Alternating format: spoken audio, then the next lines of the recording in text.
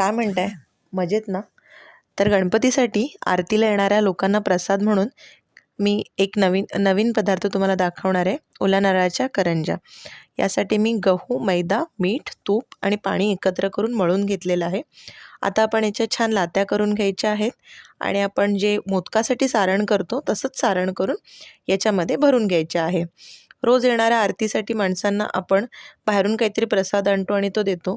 तर त्यासाठी ह्या ओल्या नारळाच्या करंज्यासुद्धा एक छान ऑप्शन आहे. याला आता आपण हे मुरड मारून घेणार आहोत. म्हणजे आपली करंजी जी आहे ती आपण तळायला घेतो तेव्हा फुटत नाही आणि हे वाढीव काम देखील होत नाही. बघा, ह्या अशा करून आपल्याला सगळ्या करंज्या ज्या आहेत त्या तयार करून घ्यायच्या आहेत. ओल्या नारळाची करंजी म्हटली की हमखास सगळेजण खातात आणि ह्या करंज्या बाहेर 2 ते 3 दिवस छान टिकतात. बघा, छान फोड आलेत आणि अशी खुसखुशीत आपली करंजी जी आहे ती तयार झालेली आहे. तुम्ही पण करा आणि मला सांगा कशी झाली. Thank you.